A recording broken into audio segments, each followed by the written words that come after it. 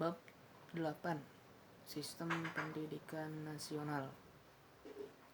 Setiap bangsa memiliki sistem pendidikan nasional.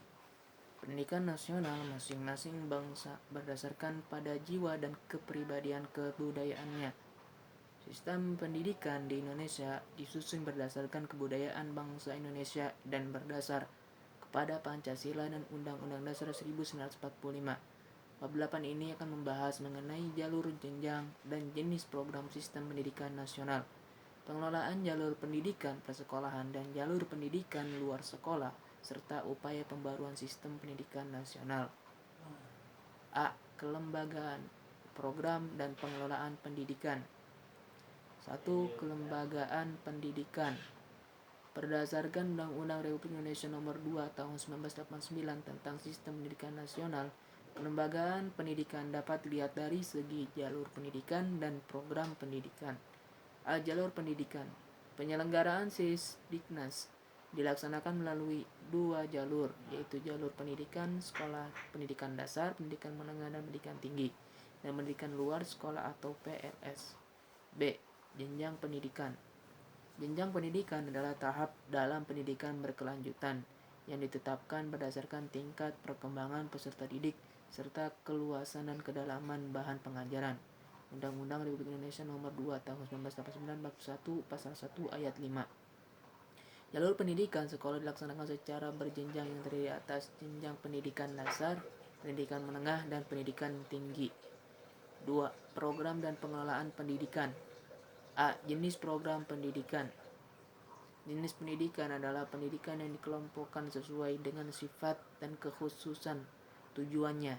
Undang-Undang Republik Indonesia Nomor 2 Tahun 1989 Bab 1 Pasal 1 Ayat 5 Nomor 2. Program pendidikan yang termasuk jalur pendidikan sekolah terdiri atas itu pendidikan umum atau SD, SMP, SMA sampai universitas. Pendidikan kejuruan STM, SPTK, SMIP, SMIK, SMA. Pendidikan luar biasa SDLB. Pendidikan kedinasan SPK, APDN, SDAN, STPDN. Pendidikan keagamaan PGAN, IAIN, dan lain-lain. B. Kurikulum program pendidikan. Dapat disimpulkan bahwa kurikulum adalah perangkat atau rencana yang disusun untuk mencapai tujuan pendidikan. Dalam hal ini, kurikulum mencakup 2 aspek, yaitu aspek kesatuan nasional dan aspek lokal. B. Upaya pembangunan pendidikan nasional. 1. Jenis upaya pembaruan pendidikan.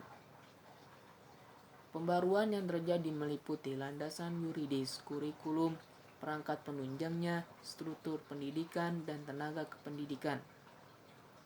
A. Pembaruan landasan yuridis.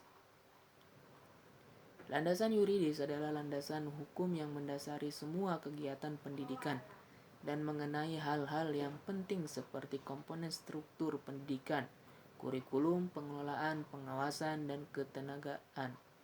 Sejak kemerdekaan, pemerintah terus berupaya melakukan perbaikan sistem pendidikan nasional melalui peraturan pemerintah dan undang-undang Sisdiknas, dan revisi itu akan terus dilakukan sejalan tingkat kebutuhan masyarakat terhadap pendidikan.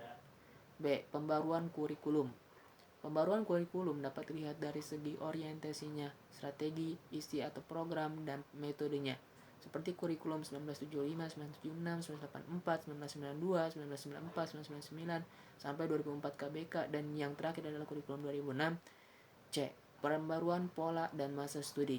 Pembaruan pola masa studi termasuk pendidikan yang meliputi pembaruan jenjang dan jenis pendidikan serta lama waktu belajar pada satuan pendidikan. D. Pembaruan tenaga pendidikan. Yang dimaksud tenaga kependidikan adalah tenaga yang bertugas menyelenggarakan kegiatan mengajar, melatih, meneliti, mengembangkan, mengelola, dan memberikan pelayanan teknis dalam bidang pendidikan. 2. Dasar dan aspek legal pembangunan pendidikan nasional.